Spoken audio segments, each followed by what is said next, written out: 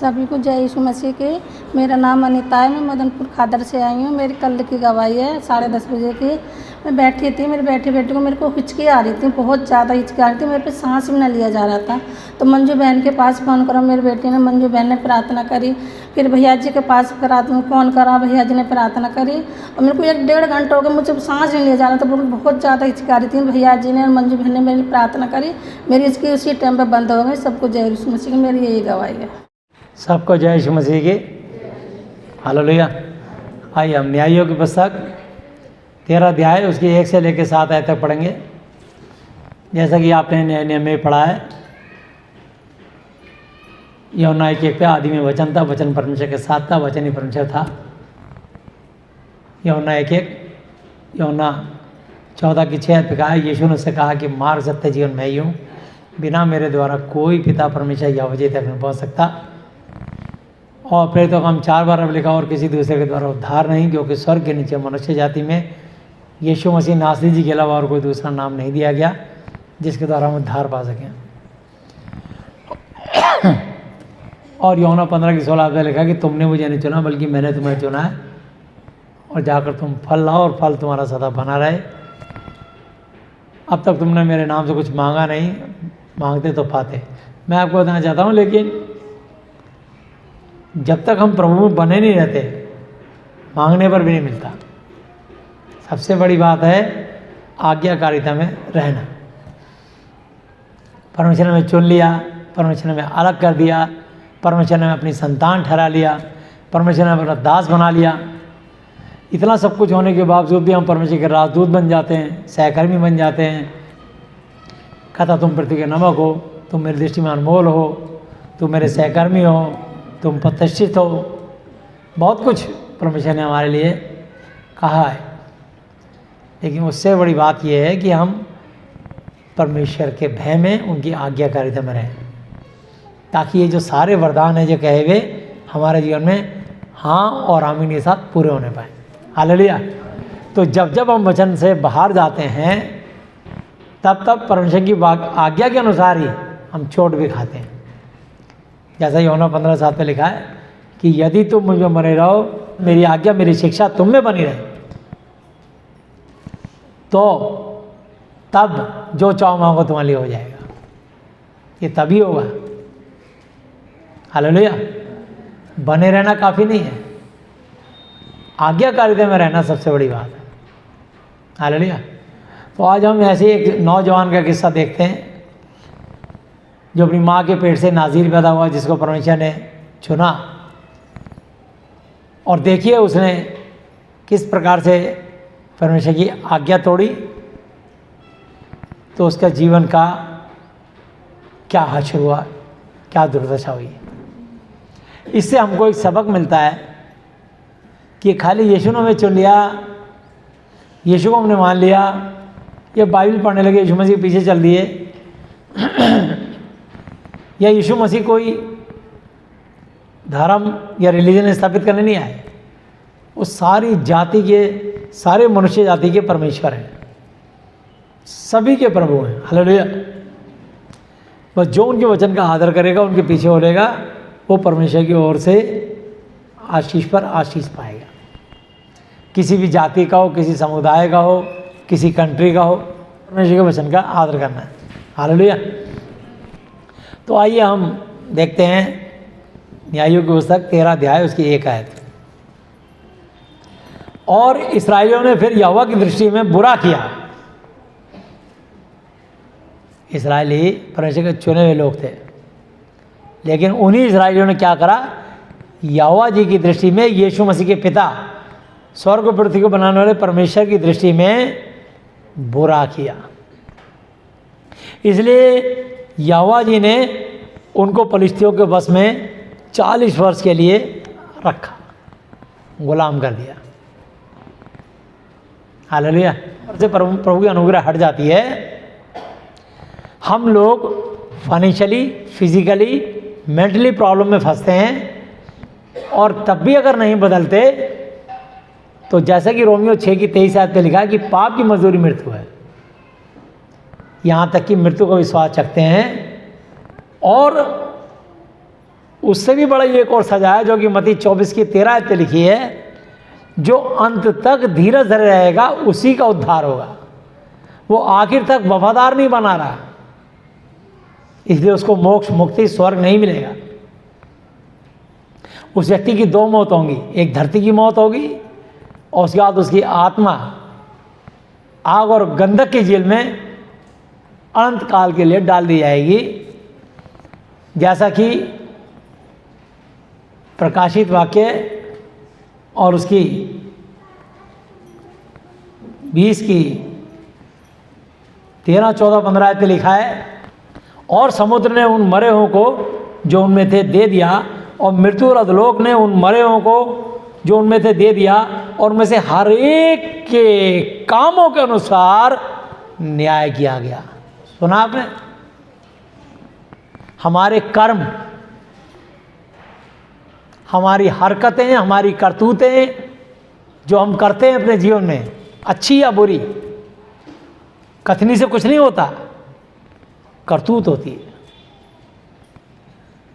हम कहते हैं हम यीशु मसीह के लोग हैं, कथनी है हमारी, लेकिन करतूत अगर हम व्यभिचार करते हैं, चोरी करते हैं, हत्या करते हैं, झूठ बोलते हैं, निंदा करते हैं, चुगली करते हैं, परश्रमण करते हैं, और बहुत ऐसे पाप जो प्रभु की आज्ञा के खिलाफ है, वहाँ भी लज्जित होते हैं, दंड पाते हैं, और वहाँ भी स्वर्ग में एंट्री बंद, और दूसरी मृत्यु मिलती है जो लिखा है। और मृत्यु और अधोलोक भी आग की झील में डाले गए। यह आग की झील तो दूसरी मृत्यु है, दूसरी मौत है। एक बार शरीर में मरना, दूसरी बार आत्मा को मरना। जिस किसी का नाम जीवन की पुस्तक में लिखा हुआ ना मिला, वह आग की झील में डाला गया, यानी दूसरी मौत नरक की झील में डाला जाएगा, डाली जाएगी। कोई भी पुरुष हो, कोई भी स्त्री हो। इसलिए ये बाइबल को पढ़ना, यीशु मसीह के पीछे चलना, ये हमें सच्चाई और पवित्रता में जीने की सीख देते हैं। हालेलुया। कि कैसे हम शुद्ध हो सकते हैं, कैसे हम पवित्र हो सकते हैं। जैसा कि लिखा है पहला पत्रस 1:15-16 पे, जैसा तुम्हारा बुलाने वाला पवित्र है, वैसे तुम भी सारे चाल चलन में पवित्र बनो। लिखा है मैं यीशु मसीह पवित्र हूँ, वैसे ही तुम भी अपने सारे चाल चलन में पवित्र बनो। हालेलुया। तो परमेश्वर ने जो मेरा और आपका चुनाव किया है, अशुद्ध मनुष्यों को, बुरे मनुष्यों को, पापियों को पवित्र बनाने के लिए चुना है। अब ये सारे पापी कैसे शुद्ध हो सकते हैं? प्रभु की आज्ञाकारिता में रहकर। लेकिन क्या है कि कई बार आदमी अपने मन की अभिलाषाओं से बाज नहीं आता, और वो आत्मिक होने के बावजूद, प्रभु के चुनने होने के बावजूद, वो शारीरिक हरकतें करता है, शारीरिक कर्म करता है, और फिर अपने वो कर्म के अनुसार, समझे ना, उनमें से हर एक के कामों के अनुसार उनका न्याय किया गया है। लिखा है इसमें 13:20 में लिखा है, हर एक के कामों के अनुसार, कर्मों के अनुसार प्रतिफल मिलेगा। तो ये न्याय की पुस्तक है। ये बाइबल जो है, ये धर्म की पुस्तक नहीं है, ये परमेश्वर की वाणी है। ये महाति पवित्र शास्त्र बाइबल है, और ये पवित्रता का प्रतीक है, और परमेश्वर की वाणी है, और ये वचन ही स्वयं परमेश्वर है। इसलिए परमेश्वर ने भजन संहिता 138 की दुआ पे लिखा है कि परमेश्वर यहोवा जी ने अपने बड़े नाम से बढ़कर अपने वचन को महत्व दिया है। हालेलुया। तो आप वचन का मोल समझिए, ये वचन बहुत कीमती है। विश्वास सुनने से, और सुनना यीशु मसीह जी के वचन से होता है।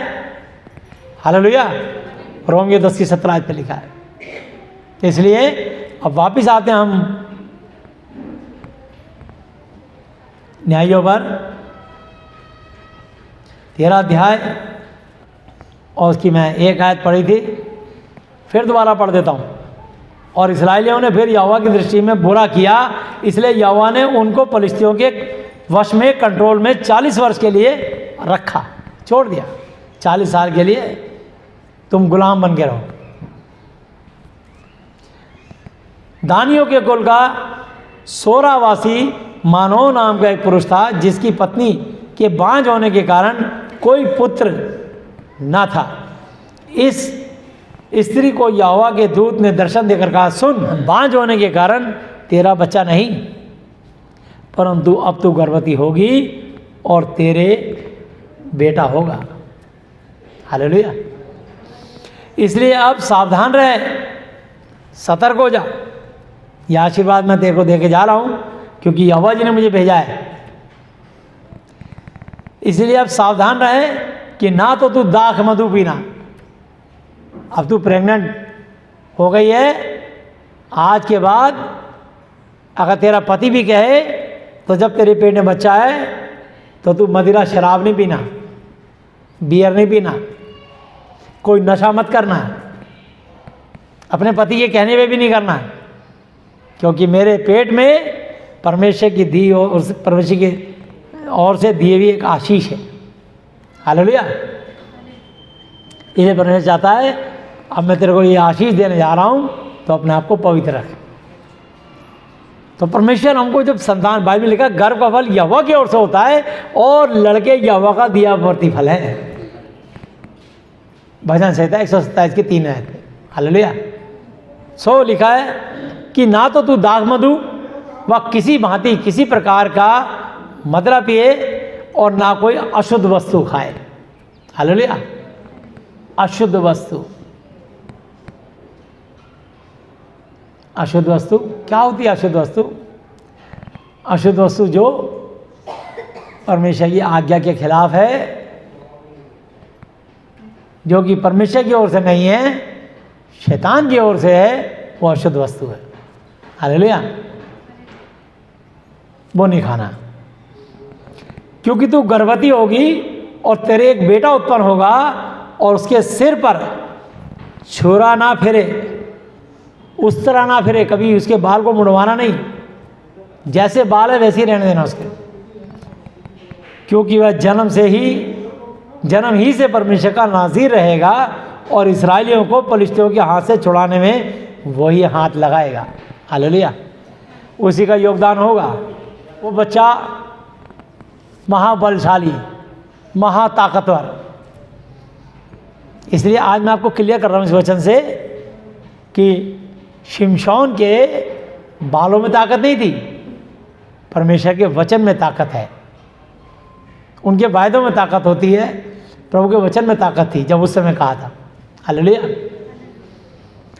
और बहुत सारे ऐसे लोग सोचते हैं कि शिमशोन के लंबे बाल थे तो हम भी पहलवान हैं, रेसलर हैं, लंबे बाल रख लें तो हमारे अंदर बल आ जाएगा। शिमशोन की तरह कभी नहीं आएगा। वो बल तभी आएगा जब तुम अपने जिम जाओगे, बढ़िया चीज़ें खाओगे, अपनी सेहत का ध्यान रखोगे, निरंतर एक्सरसाइज करोगे, तो वो ताकत आएगी। क्योंकि परमेश्वर तुम्हारे लिए ऐसा नहीं कहा, इसके लिए स्पेशल स्वर्गदूत भेज के कहा गया है। हालेलुया। तो आप किसी को कॉपी मत करो कि वो ऐसा कर रहा है तो आप भी करें। जब तक परमेश्वर की ओर से वरदान ना मिले उस काम को मत करो।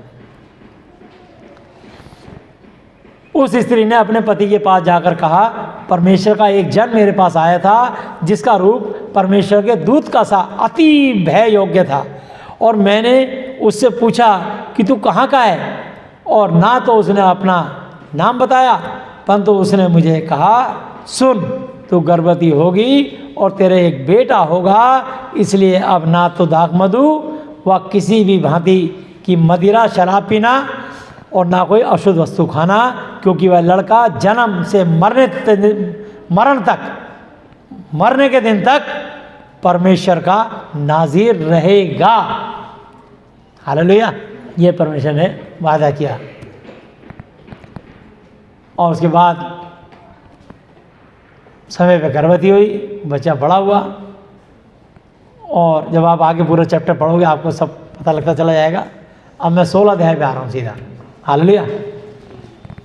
कि ये लड़का कितना अच्छा था और कैसे इसका अभिषेक चला गया, इसका बल चला गया, ये निर्बल दुर्बल कमज़ोर हो गया, ये असहाय मजबूर बेबस और लाचार हो गया।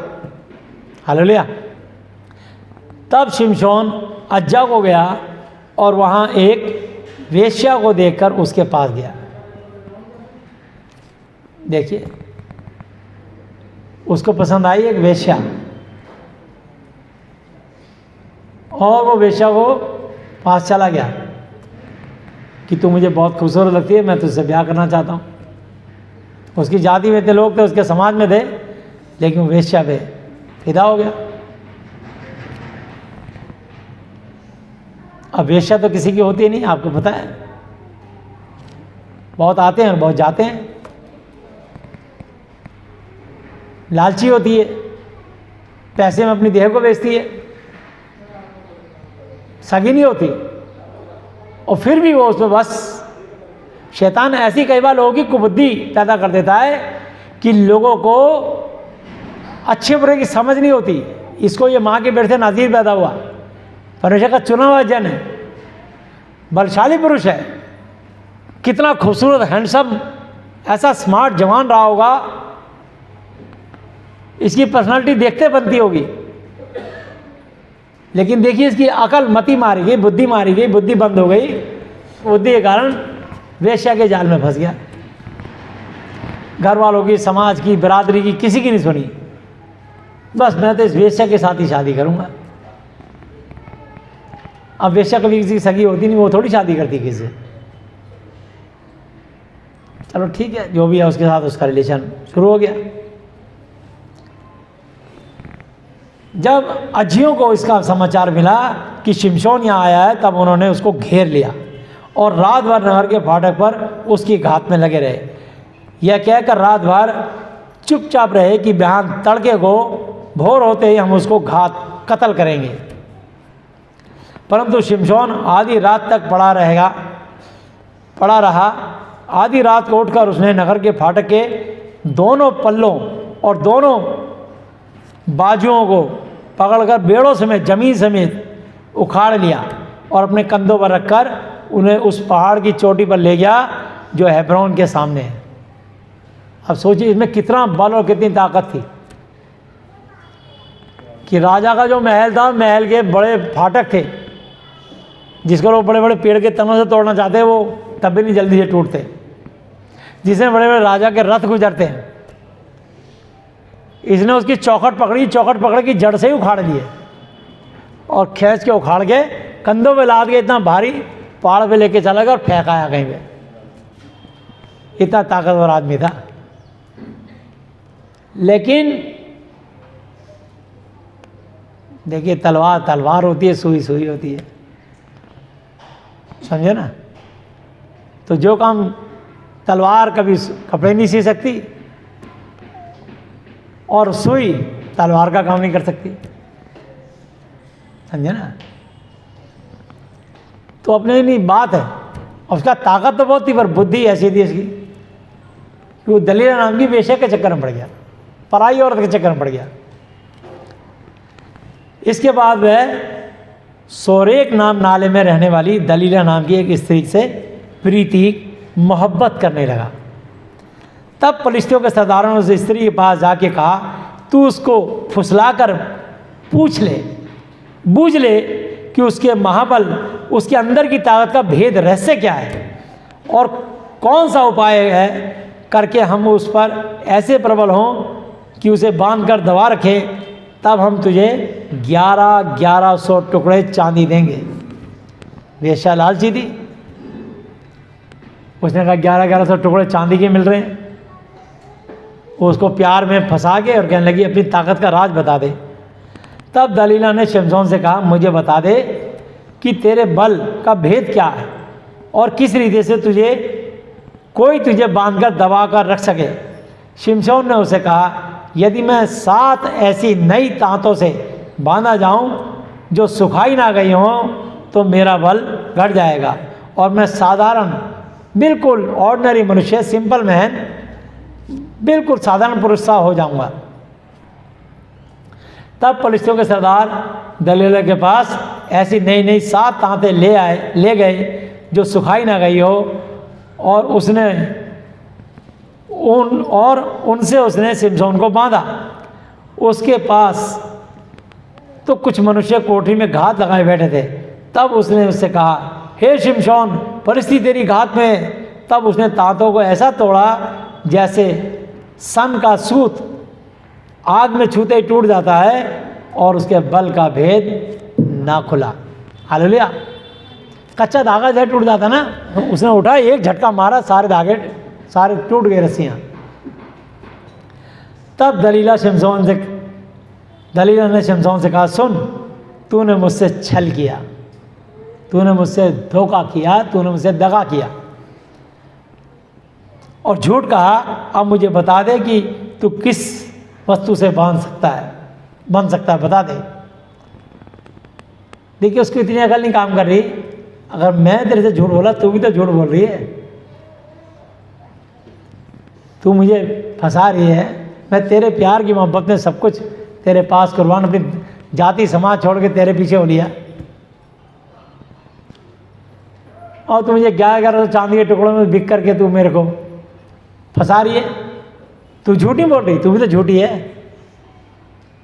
पर इंसान ना प्यार में औरत की ऐसा अंधा हो जाता है, उसको बस औरत की बातें, पराई औरत की चिकनी चुपड़ी बातें, उसकी आंखें, उसके होंठ, उनमें फंस जाता है वो उलझ करके। बस तेल जैसी चिकनी बातें करती है दूसरी औरत, और अपनी बीवी ऐसा लगता है तीर मार रही है, भाला मार रही है। ठीक है। उसने कहा यदि मैं ऐसी नई रस्सियों जो किसी काम में ना आई हों कस कर बांधा जाऊं तो मेरा बल घट जाएगा और मैं साधारण मनुष्य के समान हो जाऊंगा। तब दलीला ने नई रस्सियां लेकर और उसको बांध कर कहा, हे शिमशोन, परिस्थिति तेरी घात में है। कितने मनुष्य तो उस कोठरी में घात लगाए हुए थे। तब उसने उनको सूत की तरह अपनी भुजाओं पर से तोड़ डाला। तब दलीला ने शिमशोन से कहा, अब तक तो मुझसे छल करता और झूठ बोलता है, अब मुझे बता दे कि तू काहे से बन सकता है। उसने कहा, यदि तू मेरे सिर के 7 लटे ताने में बुने तो मैं बन सकूंगा। सो उसने उन्हें खूंटी से जकड़ा। तब उसने कहा, हे शिमशोन, परिस्थिति तेरी घात में। वो नींद से चौंक कर उठा और खूंटी को धरती में से उखाड़ कर उसे ताना समेत ले गया। एक बार सर घुमाया, बड़े बड़े संभल थे उखड़ गए जमीन से खूंटे। इतना ताकतवर था वो, कहीं काबू नहीं आता था किसी के। पर पराई औरत बड़ी खराब चीज होती है, बता रहा हूं आपको। इसलिए परमेश्वर सिखाते हैं, इस वचन की आज जो शिक्षा है वो ये है कि हर व्यक्ति, पुरुष किसी पराई स्त्री के चक्कर में ना पड़े और स्त्री किसी पराये पुरुष के चक्कर में ना पड़े। ये दोनों के लिए सीख है। हालेलुया। यह दोनों के लिए सबक है। आज की शिक्षा यही है, क्योंकि बहुत सारों का घर व्यभिचार के कारण तबाह और बर्बाद हो जाता है और उनके बच्चों पे उसका बुरा असर पड़ता है। जब बच्चे अपने माता पिता को ऐसे कुकर्म गंदे काम करते देखते हैं, वही दुष्ट आत्मा उनके बच्चों पे काबू करती है। तो इसलिए मैं आज आपको ये सिखाना बताना चाह रहा हूं कि आप अपने जीवन में प्रभु का भय मान के जितने भी किसी से पाप हुए हो, चाहे स्त्री चाहे पुरुष से, अपने पापों से पश्चाताप करे, तौबा करे, मन फिराए, लौट आए और अपने गंदे काम छोड़ के प्रभु से माफी मांगे।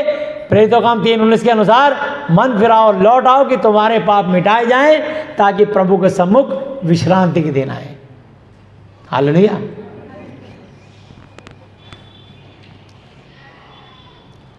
तब दलीला 15 आयत पे, तब दलीला ने उससे कहा, तेरा मन तो मुझसे नहीं लगा, तू मुझसे सच्ची प्रीति मोहब्बत नहीं करता। फिर तू क्यों कहता है कि मैं तुझसे प्रीति मोहब्बत रखता हूं? तूने तो ये 3 बार मुझसे छल किया, कपट किया, धोखा दिया और मुझे नहीं बताया कि तेरे बड़े बल का भेद रहस्य क्या है। सो जब उसने हर दिन बातें करते करते उसको तंग किया और यहाँ तक हट जिद किया कि उसकी नाक में दम आ गया, बार बार झूठ बोलता रहा, पर असली बात नहीं बताता था कि परमेश्वर ने मुझे आज्ञा दी है कि मेरे सर पर छुरा नहीं फिरा। जिस दिन मेरे किसी ने बाल उतार दिए, मैं साधारण पुरुष हो जाऊंगा। लेकिन औरत भी, जो पराई औरत होती है, इतनी दुष्ट होती है, शैतान उसका ऐसा उपयोग करता है, उसकी ज़िंदगी तबाह करने के लिए पीछा नहीं छोड़ती। वो शैतान के काबू में होती है, वो शैतान की बातों में चलती है। वह लिखा है, तब उसने अपने मन का सारा भेद तंग आकर खोलकर उसे कह दिया, कहा कि मेरे सिर पर छुरा कभी नहीं फिरा, क्योंकि मैं माँ के पेट ही से परमेश्वर का नाज़ीर हूँ। यदि मैं मूड़ा जाऊँ, गंजा किया जाऊँ, तो मेरा बल इतना घट जाएगा कि मैं साधारण मनुष्य सा हो जाऊँगा। ये देख करके उसने अपने मन का सारा भेद मुझसे कह दिया है। दलीला ने फलिस्तियों के सरदारों के पास कहला भेजा कि अब की बार फिर आओ क्योंकि उसने मुझे अपने मन का सब भेद मुझे बता दिया है। तब फलिश्तियों के सरदार हाथ में रुपया लिए हुए उसके पास गए। तब उसने उसको अपने घुटनों पर सुला रखा, प्यार से हाथ फेरती रही, मदिरा पिला के बेसुध कर दिया और एक मनुष्य बुलवाकर, यानी किसी नाई को बुलवाकर उसके सिर की 7 लटें मुंडवा डाली और वह उसको दबाने लगी और वह निर्बल, बिल्कुल कमज़ोर, बलहीन हो गया। हालेलुया, साधारण पुरुष हो गया। तब उसने कहा, हे शिमशोन, फलिश्ती तेरी घात में है। तब वह चौंक कर सोचने लगा कि मैं पहले की तरह बाहर जाकर झटकूंगा। वह ना जानता था कि यहोवा उसके पास से चला गया। अब देखिए, परमेश्वर ने कहा, मैं तुझे कभी ना छोड़ूंगा, ना कभी त्यागूंगा। यूहन्ना 6:37 पे लिखा है, जो कुछ मेरा पिता यहोवा देता सब मेरे पास आएगा और जो कोई मेरे पास आएगा उसे मैं कभी ना छोड़ूंगा। इब्रानी 13:5 और 6 पे लिखा है, जो तुम्हारे पास है उसी पे संतोष करो, क्योंकि उसने आप ही कहा है, मैं तुझे कभी ना छोड़ूंगा, ना कभी तुझे त्यागूंगा। यहोशू 1:5 कहा है, जैसे उस समय मूसा के संग रहा, वैसे इस समय तेरे संग संग भी रहूंगा, ना तो मैं तुझको धोखा दूंगा, ना मैं तुझको त्यागूंगा, छोड़ूंगा। ये परमेश्वर का वाचा है। परमेश्वर आपको कभी नहीं छोड़ेंगे। पर अपने गिरिबान में झांक के देखना, क्या कहीं तुमने तो परमेश्वर को दगा नहीं दिया? कहीं तुमने तो परमेश्वर की आज्ञा नहीं तोड़ी? कहीं तुम तो परमेश्वर से दूर नहीं हो गए? पहला दगा, पहला धोखा तुमने दिया होगा। तब परमेश्वर का आत्मा शोकित होकर तुम्हारे पास से चला जाता है और कहता है, जी ले अपनी जिंदगी, कर ले कितना पाप करना चाहिए। आखिर में जब तुम मरने वाला होगा, मरने वाली होगी, छाती में हाथ मारा, क्या हाय हाय प्रभु मुझे बचा ले, मैंने बहुत पाप किए हैं। अब हाय हाय करने से कुछ नहीं होगा। कितने ही पश्चाताप कर ले, जिंदगी भर प्रभु चिताता रहा, तूने पाप नहीं छोड़े, तूने व्यभिचार नहीं छोड़ा, तूने परमेश्वर का भय नहीं माना, तूने बाइबल की शिक्षा सुन के, जान के, पढ़ के, बाइबल अपने जीवन में रख के उस पर नहीं चली। अब हाय हाय क्यों कर रहा है? अब तो दुनिया के किसी भी दास से दुआ करा ले, लेकिन दया परमेश्वर स्वर से यीशु मसीह नासरी करेंगे। हालेलुया। और जब तक परमेश्वर की दया नहीं होगी, तेरा कोई काम सीधा नहीं होगा। और परमेश्वर की दया उसी पर होती है और तब होती है जब परमेश्वर के लोग आज्ञा मानते हैं। लोग क्या करते हैं, बीच में से अच्छे वचन निकाल के सुना देते हैं, ऊपर नीचे करते सुना दो कि मैं दाख रहा था, तुम डालियां मुझसे अलग हो, तुम कुछ भी नहीं कर सकते। जो डाली मुझ में उसको छांटता है ताकि और फले, जो डाली मुझ में नहीं है उसको काट डालता है, खुद ही काट डालता है, और वो कटने के बाद सूख जाती है। लोग बटोर के उनको आग में झोंक देते हैं और वो जल जाती है। सो मैं दाख रहा था, तुम डालियां मुझसे अलग हो कि तुम कुछ भी नहीं कर सकते। यदि तुम मुझ में बने रहो, मेरा वचन तुम में बना रहे, तब तो जो चाहो मांगो तुम्हारे लिए हो जाएगा। ये आगे पीछे पढ़ के तो सुनाओ, यूहन्ना 15:1 से लेकर 7 तक, वहीं तुमको उत्तर मिलेगा।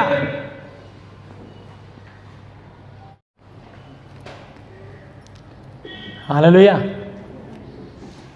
तब फलिश्तियों ने उसको पकड़कर उसकी आंखें फोड़ डाली। देखिए, आदमी का एहसास कब होता है?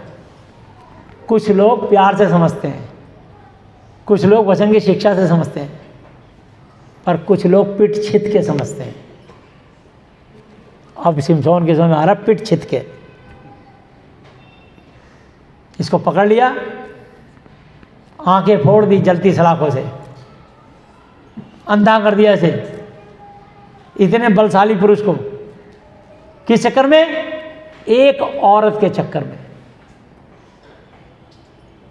एक मन की अभिलाषा पूरी करने के चक्कर में।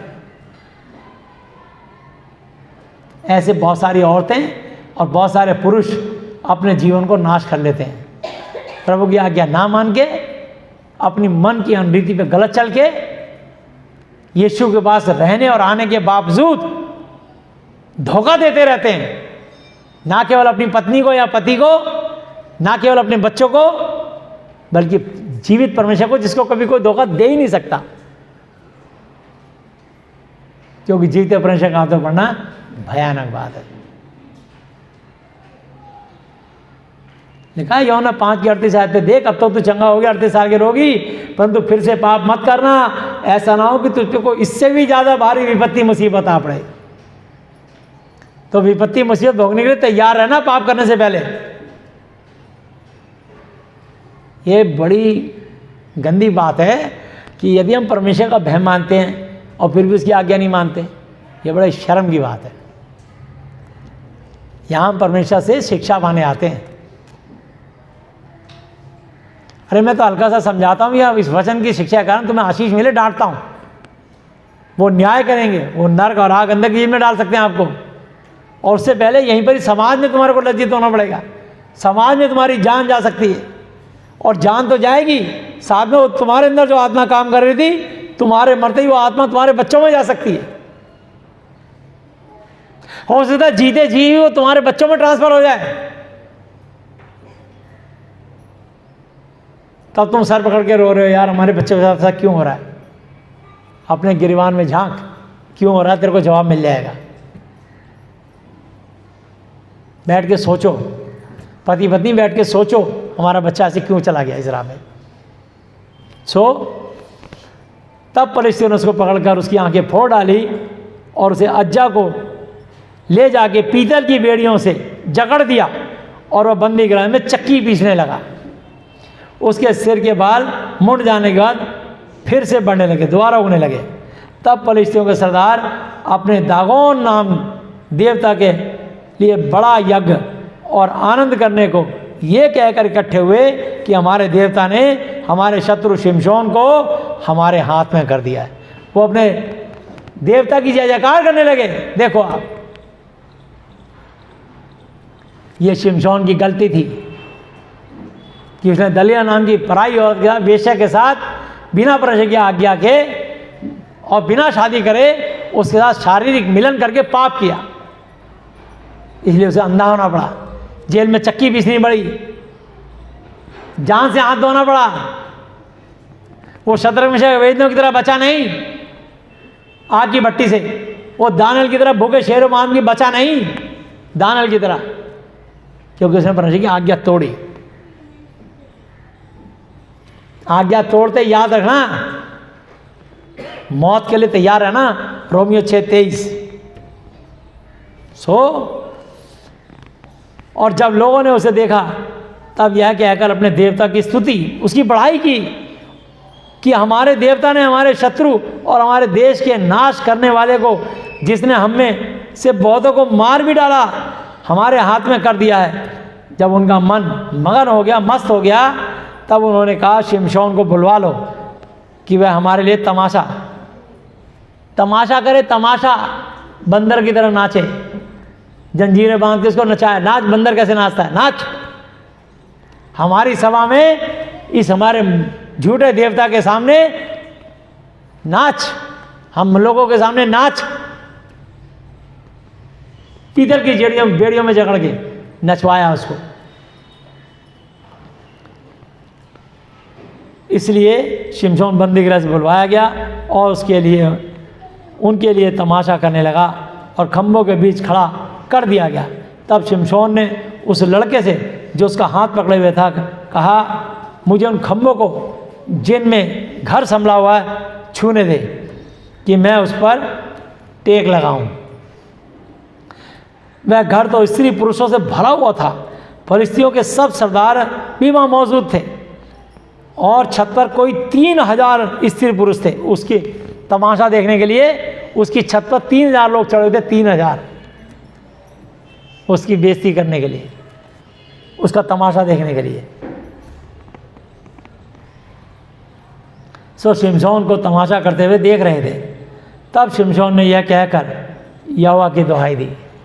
मरने से पहले उसने फिर एक बार यहोवा जी को पुकारा, बोला, प्रभु मैंने पाप किया है, आपकी आज्ञा को रौंदा है, कुचला है, तोड़ा है, मैंने अनर्थ किया है, मैं आपकी दृष्टि में गुनहगार हूँ, सजा का हकदार हूँ, पर फिर भी मेरी अंतिम एक प्रार्थना सुन लीजिए।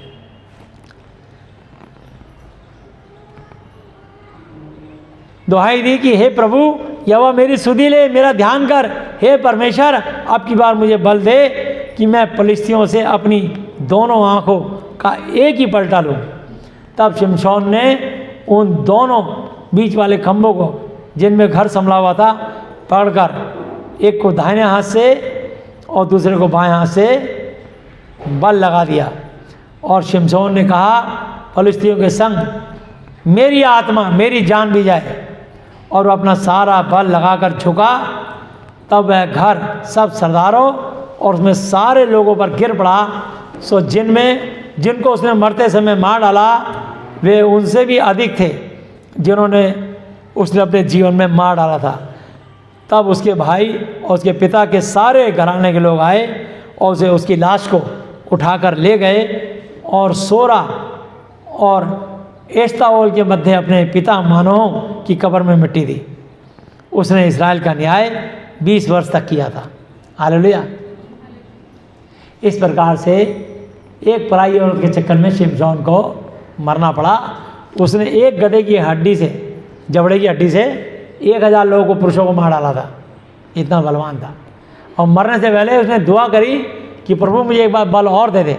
और प्रभु ने उसको फिर से इतनी ताकत दी कि उसमें 3000 लोगों को मार गिराया। हालेलुया। आइए हम चलेंगे नीति वचन 5 अध्याय। हे मेरे पुत्र, मेरी बुद्धि के वचनों पर ध्यान दे, मेरी समझ की ओर कान लगा, जिससे तेरा विवेक सुरक्षित बना रहे। हालेलुया। तेरी बुद्धि, तेरी आत्मा, तेरा दिल सुरक्षित से बना रहे और तू ज्ञान के वचनों को थामे रहे। क्योंकि पराई स्त्री के होठों से मधु टपकता है, शहद टपकता है। पराई औरत कैसे बात करेगी? बड़े मीठे से बात करेगी, बड़े तमीज से बात करेगी। और अपने घर में अपने पति की कैसे बात करेगी? भूखी शेरनी की तरह। समझे?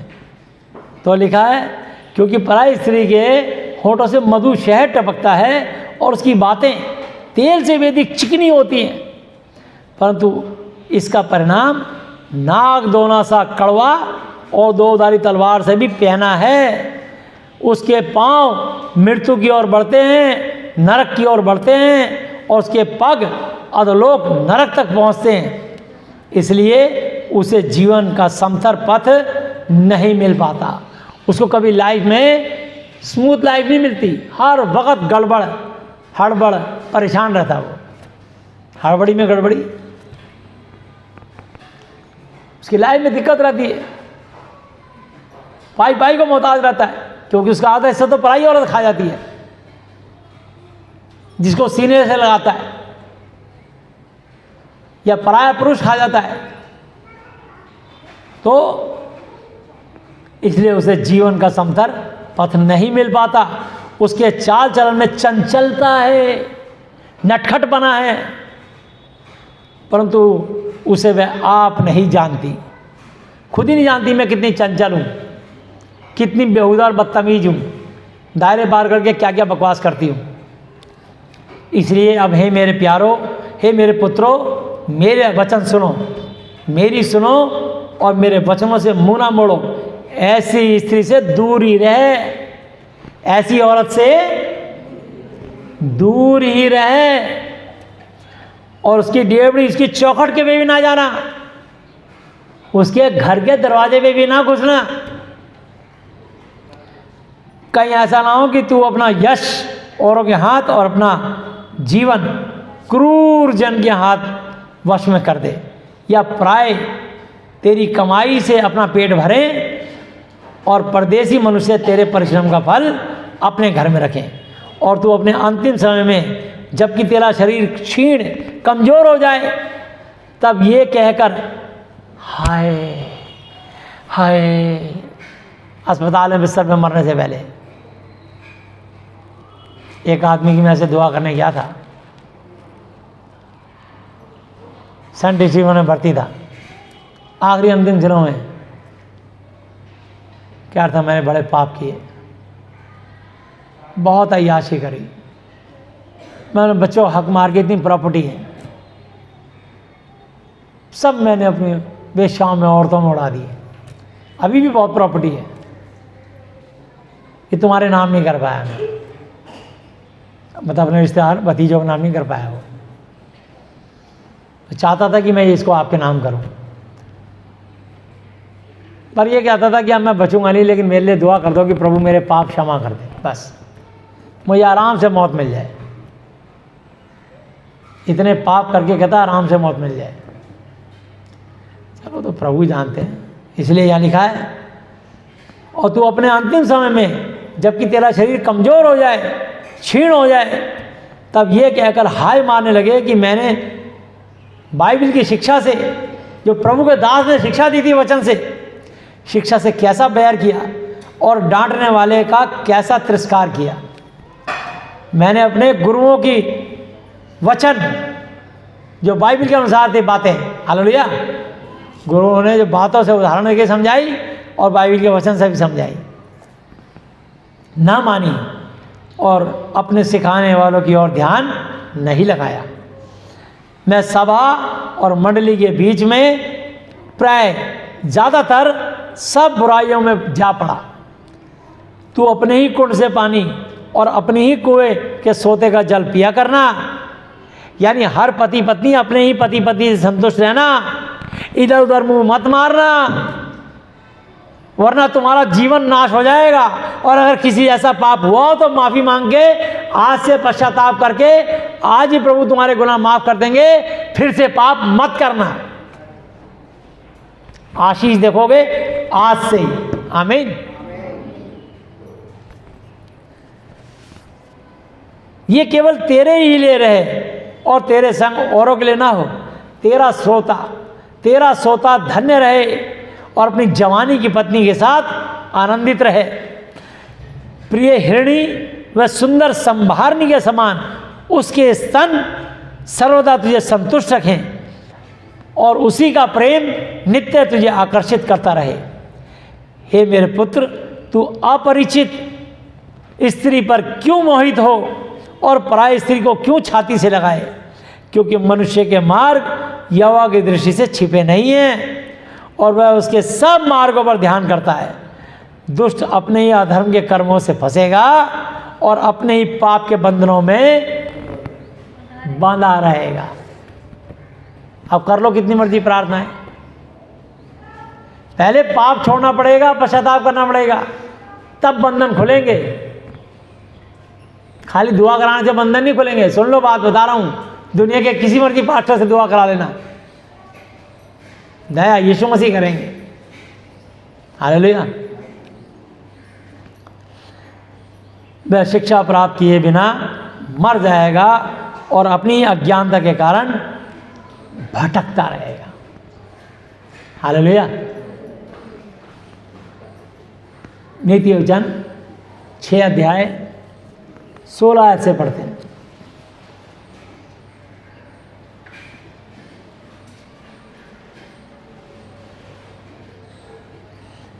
छह वस्तुओं से यहोवा बैर रखते हैं, वरन 7 है जिनसे उनको घृणा है, अर्थात घमंड से चढ़ी हुई आंखें, झूठ बोलने वाली जीभ और बेगुनाह निर्दोष का खून बहाने वाले हाथ, अनर्थ बुरी गंदी कल्पना करने वाला मन, दिमाग, गंदे विचार रखने वाला, गंदी सोच रखने वाला दिमाग, बुराई करने को तेजी से दौड़ने वाले पांव, झूठ बोलने वाला साक्षी और भाइयों बहनों के बीच में झगड़ा उत्पन्न कराने वाला मनुष्य। हे मेरे पुत्र, मेरी आज्ञा को मान और अपनी माता की शिक्षा को नाता जी। इनको अपने हृदय में सदा गांठ बांधे रख और अपने गले का हार बना ले। अगर तूने 7 आज्ञाएं अपने दिल में, दिमाग में गांठ बांध ली और इनको अपने दिल में, गले में पहन के माला बना ली, यानी दिल और दिमाग में बसा ली, तो वो परमेश्वर चलने में तेरी अगुवाई, तेरा मार्गदर्शन करेंगे। इस रास्ते पे नहीं, इस पे जा, तुझे सफलता मिलेगी। इस रास्ते पे जा, तुझे ब्लेसिंग मिलेगी। तुम्हारे को प्रभु राह दिखाएंगे, लीड करेंगे। बुराई से बचाएंगे, दुर्घटना एक्सीडेंट से बचाएंगे। बता देंगे इस गाड़ी में बम रखा है, इसमें मत बैठ, ये डीलक्स गाड़ी है, ये गाड़ी खड़खड़ करने वाली हो खोचड़ गाड़ी, इसमें बैठ जा। प्रभु अगुवाई चुपचाप बैठ जाना, ये मत सोनो मुझे लग्जरी चाहिए, टीवी देखता हुआ जाऊँगा, बम फटने वाला उसमें। ये सच्ची घटना हुई है। हमारे प्रभु के दास साई महाराज देहरादून से आ रहे थे और प्रभु ने 3 बार कहा इस गाड़ी में मत बैठ। उन्होंने कहा प्रभु इसमें टीवी लगा है और ये इतनी लग्जरी गाड़ी है। उन्होंने कहा डीटीसी गाड़ी में बैठ। उसे शीशे खड़खड़ खड़खड़ कर रहे थे। वो कहने लगे प्रभु 3 बार कोई बार बार बोला उसको, जब वो गाड़ी पकड़ते हैं हाथ पैर रखते हैं तो कहते इसमें मत जा उसमें जा। ये साफ कहा, क्या साइमन तू मेरी भी नहीं सुनेगा? वो समझ गए परमेश्वर ने मेरा नाम लगेगा। फिर वो दिल मार के आधे घंटे बाद चली डीटीसी के, उसमें बैठ गए। वो आधा घंटा पहले चली गई। जब रास्ते में गए तो उसमें बम फट गया था और ये सुरक्षित अपने घर आए। तो मैं आपको बताना चाहता हूँ परमेश्वर ने लिख दिया इसमें, वो चलने में तेरा मार्गदर्शन करेंगे, तेरी अगुवाई करेंगे, तुम्हें खतरों से बचाएंगे अगर तुम प्रभु के 7 आज्ञा मानोगे तो। वो चलने में तेरी अगुवाई और सोते समय तेरी रक्षा और जागते समय तुझसे वचन के द्वारा शिक्षा देंगी, बातें करेंगी, तेरी बातों का उत्तर देंगे। हालेलुया। परमेश्वर की आत्मा तेरी बातों का उत्तर देंगे। वो कि प्रभु ये काम क्यों नहीं बन रहा, मेरे जीवन में अड़चन क्यों आ रही है? प्रभु कह रहा तू पहले मेरे साथ ट्रांसपेरेंट हो जा, मेरा भय मान के पश्चाताप कर, पाप करना छोड़, फिर देख मैं तेरे को रास्ता बताऊंगा, तेरे को बताऊंगा कैसे रास्ते खुलेंगे तेरे सारे। हालेलुया। ये मत पढ़ लेना कि भाई प्रकाशित वाक्य 3 की 8 पढ़ ली कि बस उसमें खुश हो गए कि मैं तेरे लिए एक ऐसा मार्ग खोला है जिसे कोई जीवन भर बंद नहीं कर सकता। वो लिखा है जरूर, लेकिन वो आज्ञा मानने पर ही आशीष की चाबी खुलेगी। लिखा है प्रेरितों का प्रकाशित वाक्य 3 की 19 20 21 आयत पे, देख मैं तेरे द्वार पे खड़ा हुआ खटखटाता हूँ, यदि कोई मेरा वचन सुनकर द्वार हृदय खोलेगा तो मैं उसके साथ भीतर आकर भोजन करूँगा और वो मेरे साथ। तो परमेश्वर कहता है पहले मेरी आज्ञा मान, तब मैं तेरे भीतर आऊँगा और तेरे साथ भोजन करूँगा। मेरे पिता भी यहोवा जी भी भोजन करेंगे और पवित्र आत्मा भी तेरे साथ आएंगे, तीनों आएंगे हम। और बोल, वचन मानने नहीं, यहाँ ये लिखा है, आज हमने पढ़ लिया, बड़ी खुशी की बात है। अच्छे अच्छे वचन निकालते हैं, अच्छे अच्छे, उन पर चलना भी पड़ता है, समझे? ये वचन कटेगा नहीं, पूरा करेगा आपके लिए काम।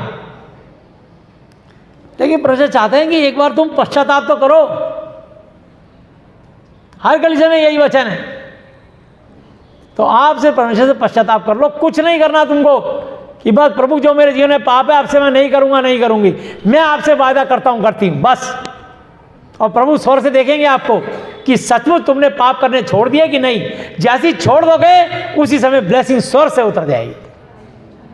हालेलुया। और आज ही उसी समय खुल जाएगी। हालेलुया। ऐसा परमेश्वर है। एक बार भय मान के, ये नहीं कि अपनी पत्नी को बहका दिया अब नहीं करूंगा, फिर पाप कर रहे हैं। पत्नी ने पति को बहका दिया मैं व्यभिचार नहीं करूंगी, फिर कर रही है। कोई रास्ता नहीं खुलेगा तुम्हारे लिए, मौत का रास्ता तैयार हो जाएगा, बहुत जल्दी पतन हो जाएगा, पता भी लगे कब कहाँ साफ हो गए। और जितने उस झूठे के साक्षी होंगे वो भी साफ हो जाएंगे उसके साथ, उसके हिमायती। झूठों की साक्षी मत देना, पहले बता रहा हूं आज आपको, कभी झूठ के पक्ष में मत खड़े होना, वरना तुम्हारा ही पतन हो जाएगा। रहना हमेशा यूसुफ के साथ, रहना हमेशा सच्चाई के साथ, रहना हमेशा परमेश्वर की वाणी के साथ। हालेलुया। यदि परमेश्वर हमारी और तुम्हारा विरोधी कौन हो सकता है? हालेलुया। सारी दुनिया में तुमसे कोई जीत नहीं पाएगा। इस वचन को मत छोड़ना मेरा चीजों, बता रहा हूं आपको। लिखा गलातियों 1 की 8 9 10 आते, यदि इस सुसमाचार को छोड़ जो हमने तुमको सुनाया है, कोई और सुसमाचार सुनाए भी तो श्रापित हो। अब मैं क्या मनुष्य को बनाता हूँ या परमेश्वर को?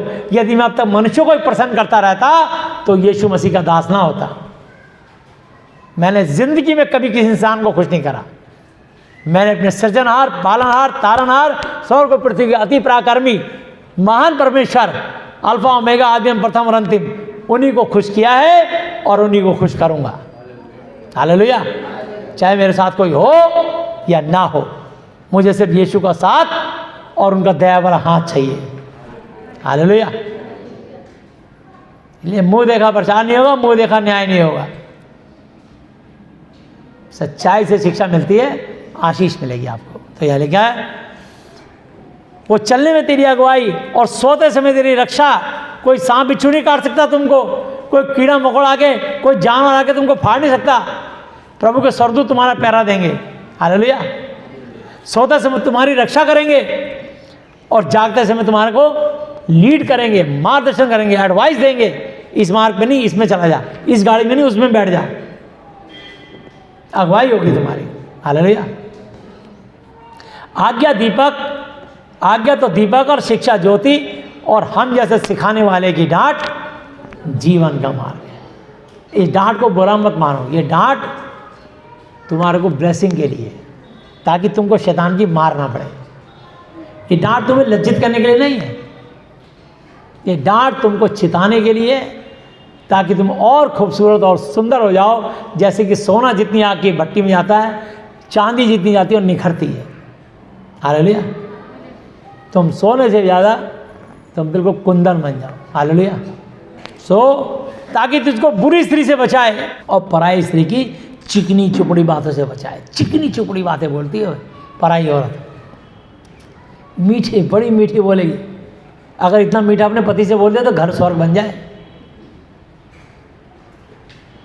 उससे ऐसी बात नहीं बोलेगी, ततैया की तरह बात करती है। कभी कभी पिटाई भी हो जाती है औरतों की, और बताएगी नहीं मैं ततैया की तरह काटा तब पीटी हूं। ये एक इल्जाम लग गया कि पीट दिया, इसको पीटना नहीं चाहिए, तो तुझे भी ऐसे नहीं बोलना चाहिए। मैं आपको बताना चाहता हूं कि शरीर जिंदा मत करो, आत्मा को जिंदा करो, क्योंकि शब्द मारता है और आत्मा जलाता है। सच्चाई कभी नहीं बताएंगे अपनी। ये तो बता दिया कि इन्हें पीटा, तो ये भी तो बताते क्यों पीटा, ये नहीं बताएंगे। बताएंगे तो रो रो के, मैंने कुछ भी नहीं कहा। स्टाइल देखो बस, पूरी कहानी, और वो बीच की असली बात छुपा दी। ऐसे न्याय नहीं होता, बिना आग के धुआं नहीं उठता। कोई कारण इसका भी है। ये जज भी एक बार में फैसला नहीं करते, 5-5, 10-10 साल, 20-20 साल, 30 साल केस चला देते हैं हकीकत जानने के लिए। कई बार तो उनका न्याय नहीं होता, मर ही जाते हैं न्याय के लालच में, उसमें फौजदारी के मुकदमों में। इसलिए जज को खुद ही समझ नहीं आ रहा था कौन सच्चा कौन झूठा है। तो यहाँ सच्चाई से परमेश्वर जानते हैं। इसलिए लिखा है, ताकि तुझको बुरी स्त्री से बचाए और उसकी पराई स्त्री की चिकनी चुपड़ी बातों से बचाए। उसकी सुंदरता, उसकी खूबसूरती देखकर अपने मन में उसकी अभिलाषा ना कर। वह तुझे अपने कटाक्ष, अपनी नैनों से, आंखों से फंसाने ना पाए। किसी की ज़्यादा आंखों में झांकने की जरूरत नहीं है। बस आंखों में देखा, वो रो पड़ेगी, 2 मिनट में कुछ चश्मे बहा देगी, 2 मिनट कहानी सुना देगी और तुम बहक जाओगे, सच मान लोगे। समझे ना? मैं तो देखता रहता हूँ, ये तमाशे बहुत देखे मैंने। मौत होती है ना, वो गली के बाहर तक बिल्कुल ठीक ठाक है, यहाँ तक भी ठीक ठाक है। जैसी गली में घुसी, घूंघट करा, रोना शुरू। अभी रोना कहाँ से आया? थोड़ी देर पर रोई, अरे मैया री चिड़िया लुट गई, नहीं उड़ गई, नहीं चिड़िया उड़ गई। बस 5 मिनट बाद चाय पी रही होगी, कोई आंसू नहीं, कोई कुछ नहीं, बस रोना शुरू कर देंगी। झूठ मूठ का रोना, बिल्कुल ऐसे तमाशे देखता हूं मैं। कब्रिस्तान में भी देखे, शमशान घाट में भी देखे। और रोना कहां से आता पता ही नहीं। झूठ मूठ का रोना। वो सच्चाई से नहीं बताएगी ये बात हुई थी, ऐसा ऐसा होता है, ऐसा ये नहीं बताएंगे। पहले रोना शुरू, रो रो के अपनी बात पूरी बात बताएगी और असली बात छुपा देगी बीच की। ऐसे न्याय नहीं होता। प्रभु सब जानते हैं। कई बार न्याय करने वाला भी घबरा जाता है, मतलब घबले में आता है, परेशान हो जाता है, कंफ्यूज हो जाता है। सिर्फ परमेश्वर जानता सच्चाई क्या है, और सिर्फ सच के साथ खड़ना, झूठ के साथ नहीं। वरना भाई ने लिखा जो झूठी साक्षी देगा वो भी मारा जाएगा, ये याद रखना। झूठे के साथ कभी मत खड़े होना। तो लिखा है क्योंकि वेश्यागमन के कारण मनुष्य टुकड़ों का, एक एक पाई का, टुकड़ों का भिखारी हो जाता है, परंतु व्यभिचारिणी अनमोल बेशकीमती जीवन का अहेर शिकार कर लेती है। मनुष्य टुकड़ों का भिखारी हो जाता है व्यभिचारिणी के कारण। सब कमाई तुम्हारी समेट लगी। तो इसलिए कभी पराई स्त्री के चक्कर में मत पड़ना। बोलो औरतों में बात ही नहीं करनी, हट पीछे, औरत को हटा दे। आदमी बुलाओ, आदमी से बात करेंगे। हमें औरतों की बात सुननी नहीं, करनी नहीं। फैसला कर देंगे, पूछ लिया बस हटा दो इसे यहाँ से, क्योंकि उन्हें अपनी बात रो के बतानी है और सच बताना नहीं। आदमी जल्दी से रोता नहीं है, इसलिए औरत सच्ची और आदमी झूठा। प्रभु बिल्कुल सच्चे हैं, वो सब बता देंगे आपको। जो बोगे वो काटोगे जरूर, ये ध्यान रखना। गलातियों 6:8 पे लिखा है। सो लिखा है क्या हो सकता है कि कोई अपनी छाती पर आग रखे, आग रख ले और उसके कपड़े ना जले? क्या ये हो सकता है कि कोई अंगारे पर चले उसके पाँव ना जलते? जो पराई स्त्री के पास जाता है उसकी दशा ऐसी है, वरन जो कोई उसे छुएगा वो दंड से नहीं बचेगा, नहीं बचेगा। ये परमेश्वर ने कह दिया, ये सुन लीजिए। अब किससे क्या दुआ कराओगे? जब परमेश्वर कह दिया मैं दंड दूंगा उसे, जितनी मर्जी दुआ कर लो उसके लिए। उसने अपने दंड पैदा कर लिया अपने लिए। अब क्या दुआ करें इसके लिए? या तो पापों से पश्चाताप करे और पश्चाताप करके फिर से पाप ना करे, तब तो उसको दुआ लगेगी, वरना दुआ लौट जाएगी, क्योंकि परमेश्वर दया नहीं कर रहे। जो चोर भूख के मारे अपना पेट भरने के लिए चोरी करे उसको तो लोग तुच्छ नहीं जानते, तो भी यदि पकड़ा जाए तो उसको 7 गुना भर देना पड़ेगा और अपने घर का सारा धन देना पड़ेगा। परंतु जो परिस्त्री गमन करता है वो निर्बुद्धि है। जो पराई औरत के साथ संबंध बनाता है या पराई औरत किसी पराई पुरुष से संबंध बनाती है, वो निर्बुद्धि है, निर्बुद्धि है वो औरत। जो अपनी आत्मा, अपनी जीवन को नाश करना चाहता है, वही ऐसा काम करती है। उसको घायल और अपमानित होना पड़ेगा, उसको घायल और लज्जित होना पड़ेगा, अपमानित होना पड़ेगा, और उसकी नाम धराई कभी ना मिटेगी। लोग उसकी बात तक मिसालें देंगे, मरने के बाद भी मिसालें देंगे। यार अच्छा हुआ धरती हल्की हुई, बड़ी ऐसी थी, बड़ी वैसा था। ये कोई इसकी तारीफ नहीं करेगा, क्योंकि जलन से पुरुष बहुत ही क्रोधित हो जाता है और पलटा लेने के दिन वह कुछ कोमलता नहीं दिखाता।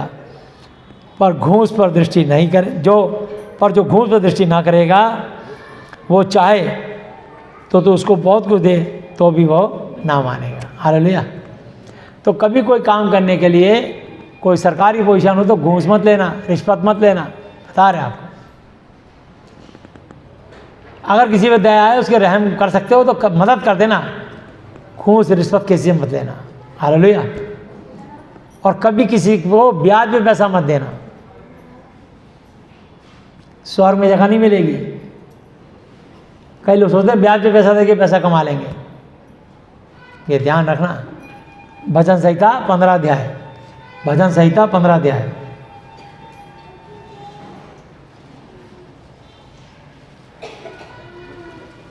एक आयत, हे परमेश्वर तेरे तंबू में, तेरे स्वर्ग में कौन रहेगा?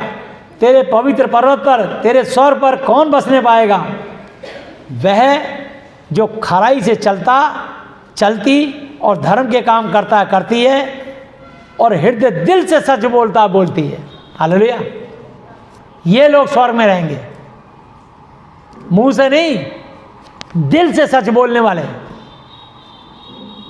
ध्यान से समझना इस बात को, दिल से सच बोलता है,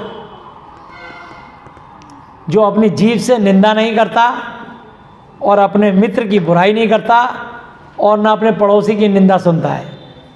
वह जिसकी दृष्टि में तुच्छ मनुष्य, बेकार मनुष्य तुच्छ है, और जो यहोवा के डरवैयों का आदर करता है, प्रभु के सेवकों का सम्मान आदर करता है, जो शपथ खाकर बदलता नहीं चाहे हानि उठानी पड़े, और जो अपना रुपया ब्याज पर नहीं देता, जो अपना रुपया ब्याज पर नहीं देता। किसी की मदद करते तो चुपचाप कर देना और ब्याज नहीं लेना कभी भी। मैं ब्याज पे पैसा लेता नहीं, इधर मैं जिससे लेना उससे ले, ना मैं लेने वालों को ना देने वालों को मतलब मेरा, जानता भी तो नहीं मिलाना चाहता। वो छोड़ते नहीं, गुंडे पाल के रखते हैं, गाली देखते हैं, बड़ी अभद्र भाषा बोलते हैं वो। तो लिखा है जो अपना रुपया ब्याज पर नहीं देता और निर्दोष की हानि, बेगुनाह की हानि करने के लिए घूस नहीं लेता, जो कोई ऐसी शिक्षा पर चलता है वो कभी ना डगमगाएगा, सीधे स्वर्ग तक पहुंच जाएगा। हालेलुया, आमीन। दूसरा कुरिन्थियों 13 की 14 आयत पढ़ेंगे।